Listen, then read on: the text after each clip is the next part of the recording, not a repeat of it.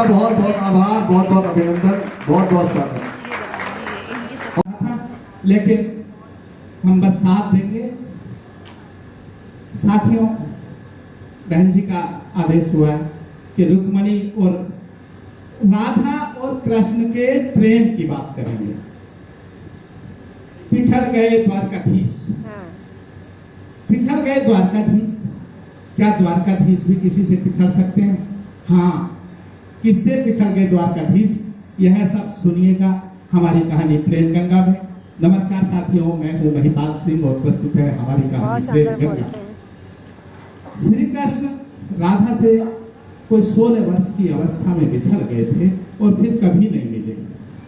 एक बार स्वर्ग में विचरण करते समय एक दूसरे के सम्मुख आ गए। राधा को अचानक सामने देख श्री कृष्ण सकुचाए। श्री कृष्ण कुछ कह पाते इससे पहले ही राधा बोल उठी, कैसे हो द्वारकाधीश? राधा के मुख से द्वारकाधीश शब्द सुनकर बात कृष्ण को अंदर तक घायल कर गई।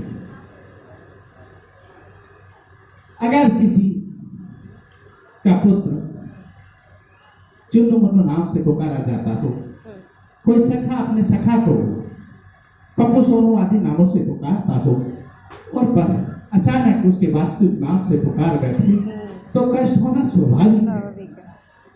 राधा के मुख से द्वारकाधीश शब्द सुनकर बात कृष्ण को अंदर तक घायल कर गई। तुम ऐसा क्यों कहती हो राधा? तुम्हारा तो मैं नहीं कान्हा हूं। आओ चलो कहीं बैठ के बात करते हैं। राधा, बहुत अच्छा अभिनय करते तुमसे पिछड़कर मुझे तुम्हारी बहुत याद आती थी राधा। जीवन सोना सोना हो गया था राधा। इन आंखों से रात दिन आंसू निकलते थे राधा। सच में राधा? अच्छा, ऐसी बात थी, लेकिन हमारे साथ तो कभी ऐसा नहीं हुआ। हमें तुम्हारी कभी याद नहीं आती थी, क्योंकि हम तो तुमसे कभी बिछड़े ही नहीं थे। और इन आंखों ने भी कभी आंसू नहीं बहाए, क्योंकि कहीं इन आंसुओं की बूंद में तुम बाहर ना निकल जाओ। अगर कुछ कड़वे सत्य वचन सुन पाओ तो सुनाओ मैं। प्रेम से अलग होने पर तुमने क्या खोया, उसका एक आईना दिखाऊं मैं। कृष्ण यमुना के मीठे जल से शुरू हुए थे और समुद्र के खारे पानी तक आ गए। 10 उंगलियों से बजने वाली बांसुरी को भूल गए कृष्ण और एक अंगुली से नचाने वाले छत्र को याद रखा, चक्र को याद रखा। कृष्ण, जब तुम प्रेम से जुड़े थे तो एक अंगुली पर गोवर्धन पर्वत उठा लेते थे कृष्ण, गोवर्धन पर्वत, और वही उंगली क्या क्या रंग दिखाने लगी कृष्ण। सुदर्शन चक्र उठाकर विनाश के काम आने लगी। अंग तो वही होता है कृष्ण।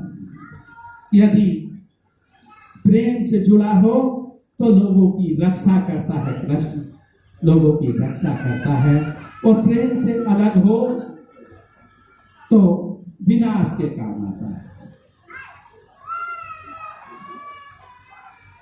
महाभारत के युद्ध में तुमने क्या निर्णय लिया कृष्ण? अपनी सारी सेना कौरवों को सौंप दी और आप स्वयं अपने आप को उस अर्जुन के हवाले कर दिया कृष्ण, जो तुम्हारी ही सेना पर तीर चला रहा था। तुम्हें जरा भी करुणा नहीं जागी कृष्ण? ना, छोटा सा। राजा तो अपनी प्रजा का पालक होता है और सेना उसकी प्रजा होती है कृष्ण। जब वो तुम्हारी ही सेना पर तीर चला रहा था तो तुम्हें तनिक भी करुणा नहीं जागी कृष्ण, क्योंकि तुम प्रेम से शून्य हो गए थे कृष्ण। तुम प्रेम से शून्य हो गए थे। प्रेम और युद्ध में यही एक बड़ा अंतर है कृष्ण। युद्ध किसी को मिटाकर जीता जाता है और प्रेम मिटकर जीता जाता है। कृष्ण प्रेम मिटकर जीता जाता है। आज भी धरती पर जाकर देखो कृष्ण, अपनी उस द्वारकाधीश वाली छवि को ढूंढते रह जाओगे कृष्ण।